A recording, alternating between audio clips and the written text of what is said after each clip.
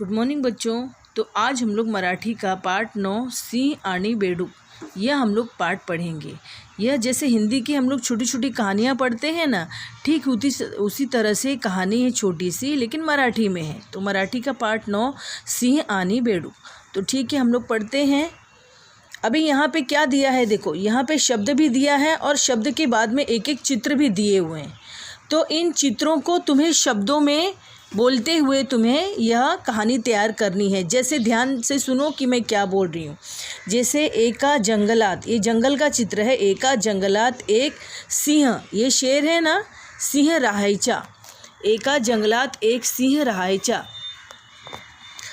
त्याला त्या जंगलाचा, ये जंगल का चित्र है। जंगलाचा कंटाळा आला आणि तो नव्या जंगलात राहायला गेला।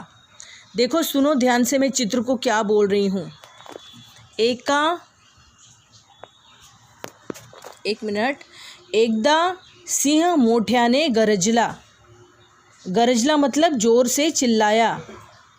त्या जंगलात अनेक पक्षी, ये पक्षियों का चित्र है ना, पक्षी है और एक दूसरा जानवर भी है, हिरण है। अनेक पक्षी तसेच काही बेडूकही राहत होते। त्यांनी त्यापूर्वी सिंहाला पाहिले नव्हते। सिंहाला पाहिले त्यापूर्वी मतलब उसके पहले उन्होंने सिंह को नहीं देखा था। त्यांच्या बेडूक है ना, ये मराठी में मेंढक को बेडूक बोलते हैं। त्यांच्या बेडूक पुढारी म्हणाला, उनके बोलने के पहले बेडूक ने बोला, कोणीतरी मोठा आवाज़ काढ़त आहे। जब शेर सिंह ने ज़ोर से गर्जना की तो बेडूक ने बोला कि कोई तो भी ज़ोर से आवाज़ निकाल रहा है। आता मी ही मोठा आवाज़ काढ़तो। तो बेडूक ने क्या बोला, अब मैं भी ज़ोर से आवाज़ निकालता हूँ। तो बेडूक मोठा आवाज़ काढ़ला। बेडूक टर टर ज़ोर से जैसे आवाज़ निकालता है ना बेडूक, तो उसने वैसा आवाज़ निकाला। सिंह हा आवाज़ नवीन, सिंहेसाठी हा आवाज़ नवीन होता। सिंहाला वाटले, देखो सिंह, सिंहेला, सिंहाने, ये तुमको चित्र और वाक्य रचना के हिसाब से तुमको अपने क्या सही वर्ड बैठता है वो तुमको लगाना है। अभी यहाँ पे है सिंहेला वाटले कोणीतरी आपल्याला आवाहन देत आहे, आपण सावध राहिले पाहिजे। सिंहाने आपली गर्जना थांबवली, तो शांत उभा राहिला। बेडूक, यहाँ पे बेडूक का चित्र है ना।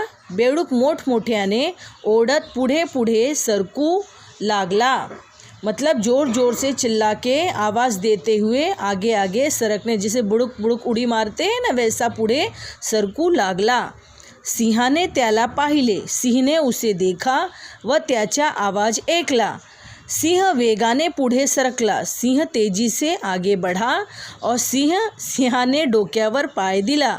और सिंह ने क्या किया, मेंढक के, बेडूकच्या डोक्यावर पाय दिला, मतलब मेंढक के सर पे पाँव रख दिया। तो बेडूक तलमलने लगा। तो बेडूक गया वया करू लागला, मतलब तड़पने लगा, हिलने लगा, चिल्लाने लगा। तो सिंह ने त्याला सोडले और सिंह ने उसे छोड़ दिया। तो देखो बच्चों, कितनी छोटी सी घटना है ना, लेकिन बहुत ही मज़ेदार है चित्र के साथ।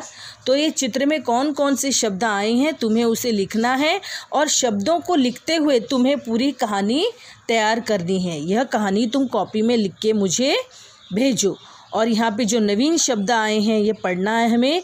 जंगलात सिंह, जंगलाचा, जंगलात सिंह, जंगलात प्राणी व पक्षी, सिंहाला बेडूक, बेडकाने, सिंहाला, सिंहाने, बेडूक, सिंहाने, सिंह, सिंहाने, बेडकाच्या, बेडूक, सिंहाने, ये सारे शब्द जो चित्र है ना, चित्र और उसके साथ आगे पीछे चित्र, हम अब ये शब्द हमें लगाने हैं।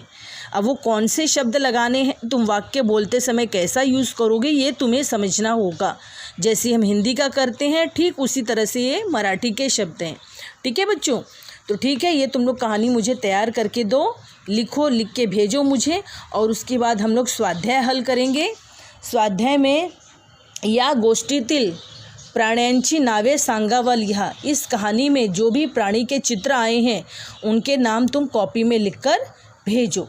सिंह व बेडूक यामध्ये हुशार कोण आहे, हुशार कौन ते सांगा। यह भी तुमको प्रश्न 2 लिख के उत्तर 2 लिखना है और कौन होशियार है ये तुमको उत्तर लिख के मुझे भेजना है।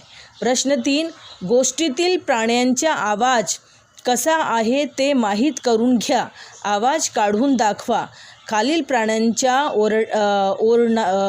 ओरडण्याला काय म्हणतात, मतलब प्राणी के नाम भी दिए हैं और वो कैसी आवाज़ करते हैं ये भी दिया है, तो ये तुमको कॉपी में लिखकर भेजना है। अगला है चित्र संदेश।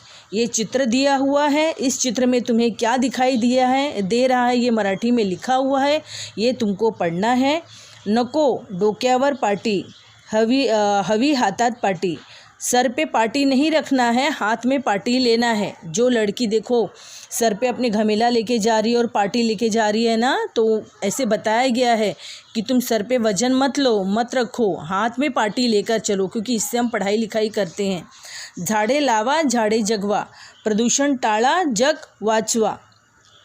नको दंड, नको शिक्षा, स्वच्छ गाव हीच अपेक्षा। जपून वापरा, पाण्याचा आधार असे हा जगाचा। वाचा, लक्षात ठेवा। वरील संदेशात पाटी हा शब्द 2 अर्थांनी आले आहे। पाटी 1 टोपली, दुसरा ज्यावर लिहिते जाते ती। तिसरा संदेश, मुला-मुलींच्या डोक्यावर पाटी नको, हातात पाटी द्या, म्हणजे मुलींना शिकवा। तो अभी तुम लोगों को ये इतना शब्द चित्र में सीखने मिला है, ये पाठ में, इस पाठ में इन चित्रों से, तो तुमने क्या समझा, क्या देखा, यह तुम्हें पहले तो ये कहानी बनाकर लिखनी है और इस आखिर के प्रश्न में तुम क्या समझे, इस चित्र से तुम्हें क्या समझ में आ रहा है, तुम अपनी कल्पना, अपनी संकल्पना, अपनी सोच से मुझे लिखकर भेजोगे। ओके बच्चों, ठीक है, अब तुम लिख के मुझे भेजो, मैं वेट करती हूँ।